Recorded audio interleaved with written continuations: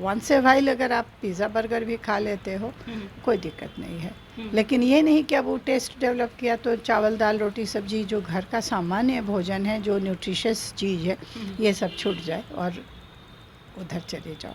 बिल्कुल, स्कूल जाने वाले बच्चों को जो भी खाना देना है वो न्यूट्रिशन के पॉइंट ऑफ व्यू से बहुत अच्छा होना चाहिए और ख़राब भी ना हो, सूख जो ड्राई रहे। और हम लोगों का जो पूड़ी भुजिया या पूड़ी सब्जी या पराठा या रोटी सब्जी इस तरह की चीज़ें जो होती थी वो फुल न्यूट्रिशन से रहती थी, आप उसी को अच्छे से प्रेजेंट कर सकती हो। नमस्कार, आप न्यूज फॉर नेशन देख रहे हैं। मैं हूं आपके साथ वंदना। इस वक्त हमारे साथ बात करने के लिए हैं डॉक्टर किरण सरन, पीडियाट्रिक हैं। सबसे पहले तो मैडम आपका स्वागत है न्यूज फॉर नेशन में। सबको, तुमको भी मेरा प्रणाम।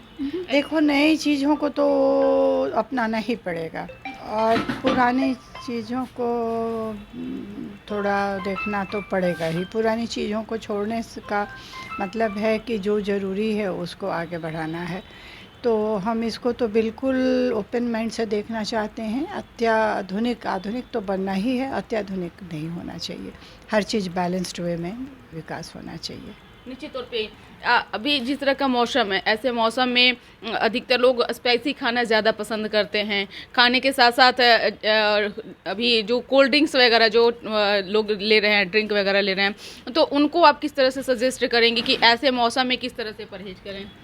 देखो, मौसम बदलने के साथ साथ आजकल न्यूट्रिशन पर तो अगर तुम बोलने हमको बोलोगी तो मैं घंटों बता सकती हूँ, क्योंकि आजकल में जो युवा पीढ़ी जो आ रही है, यंग जनरेशन या टीन्स कहेंगे, टीन का ये उम्र ही होता है चटपटा और अच्छा खाना खाने का। और आजकल बाहर का खाना जब हम लोग टीन रहे होंगे उस समय इतना उपलब्ध नहीं था। अभी तो तरह तरह का खाना, दुकान, ये ऑनलाइन फ़ोन करके बोल दो, कुछ भी वीडियो में देख करके कुछ भी मंगा के कभी भी तुम खा सकती हो। तो ये बहुत फ़र्क पड़ गया है, सामाजिक संरचना में अंतर आया है। तो जो टीन लोगों का खाना है, जिनका रुझान है, वो बहुत ज़्यादा चटपटा खाना और उपलब्धि पर भी है। पहले तो इतना रोड पे था ही नहीं। हम लोगों को अगर बाहर का बहुत खाने का कुछ मन करता था तो एक समोसा होता था, वो भी घर में बन जाता था। अभी तुम देखो, चॉइस में इतना चीज़ है और इतना तरह का है कि खाना नेचुरल ही डिमांड तो होगा ही होगा। और टीन एज में और जो बच्चे हैं उन लोगों का टेस्ट बर्ड्स ऐसा डेवलप करता है कि हर चीज़ चटपटा अच्छा लगता है। मैं नहीं कहती कि सब खराब होता है, चटपटा खाओ, लेकिन बैलेंस्ड वे में खाना है, साफ़ सफाई से खाना है, हाइजीनिक होना चाहिए। वो खाने से कोई हानि नहीं है और अति भी नहीं खाना चाहिए। वंस ए वाइल अगर आप पिज़्ज़ा बर्गर भी खा लेते हो कोई दिक्कत नहीं है, लेकिन ये नहीं कि अब वो टेस्ट डेवलप किया तो चावल दाल रोटी सब्जी जो घर का सामान्य भोजन है, जो न्यूट्रिशियस चीज़ है, ये सब छूट जाए और उधर चले जाओ।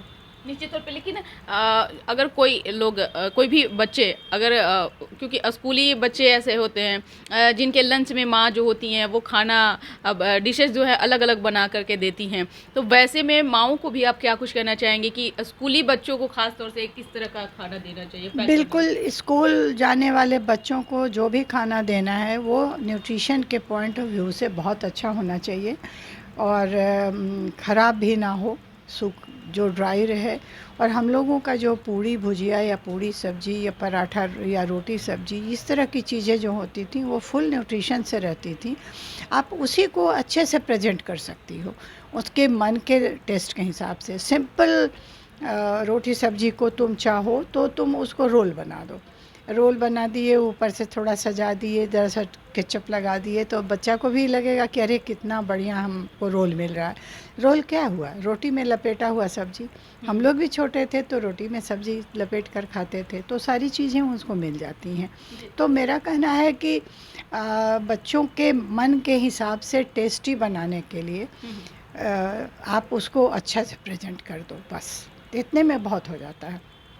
जैसे हम लोग क्या करते थे, हम लोग छोटे थे तो रोटी का चोंगा बनता था। जब हमारे बच्चे छोटे रहे तो हम लोग जैसे रोटी और सब्जी को रोल बना दिए, थोड़ा सा टमाटर का केचप लगा दिए, थोड़ा पीस में कट गया तो रोल करके खा लेते थे। तो इस तरह से करना होगा। घर का जो सामान्य खाना है वही चाहिए, लेकिन उसका प्रेजेंटेशन अच्छा कर दो तो उन लोग एंजॉय करेंगे। यानी कि बच्चों के साथ साथ माओ को भी सतर्क रहने की बिल्कुल ज़रूरत है। बिल्कुल, उनको बच्चों का न्यूट्रिशन तो बहुत महत्वपूर्ण है, क्योंकि सारा ग्रोथ और सारा जीवन उसी बिल्डिंग नींव पर बनता है।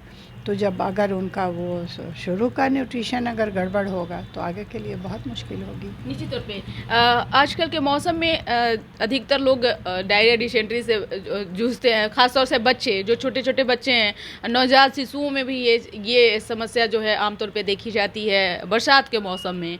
तो वैसे में उनको क्या कुछ आप सलाह देना चाहेंगी? देखिए, कैसे बचें? बरसात के मौसम में जो पहले जितना डायरिया होता था, जो वायरल डायरिया जिसको हम लोग कहते थे, रोटा वायरस एक कीटाणु है जिसके चलते होता था, तो आजकल तो इम्यूनाइजेशन में रोटा का के अगेंस्ट में इम्यूनाइज किया जा रहा है। दूसरा चीज़ है कि मदर्स मिल्क पे, जो बच्चे माँ के दूध पे पलते बढ़ते हैं, उनको रोटा वायरस से स्वतः फाइट करने की शक्ति मिलती है। ये इम्यूनाइजेशन मदर्स मिल्क का बहुत बड़ा इम्पॉर्टेंट चीज़ है, उनको वायरल डायरिया भी बहुत कम होता है।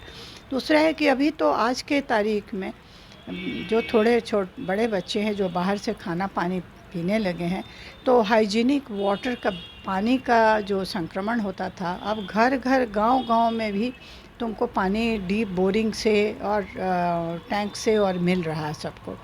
तो नेचुरल है कि उसका इन्फेक्शन होने की संभावना बहुत कम हो गई है, बहुत ही कम है। उसके बावजूद अगर हो रहा है तो वो जो थोड़े बड़े बच्चे हैं बाज़ार का खाना खाते हैं, उनको दो चीज़ के लिए मैं बहुत हिदायत देती हूँ। एक तो है जैसे चाउमीन और चिली चिकन, और ये बहुत पसंद है। चिली चिकन के बारे में मैं ये कहना चाहूँगी कि क्या होता है कि पटना क्या कहीं भी चिकन बच गया, उसको लोग वॉश करके गर्म पानी में वॉश करके रख देते हैं, और उसको चिली चिकन में उसका अपना टेस्ट जो ख़राब है वो मास्क करके सब बिक जाता है। तो चिली चिकन बहुत ख़तरनाक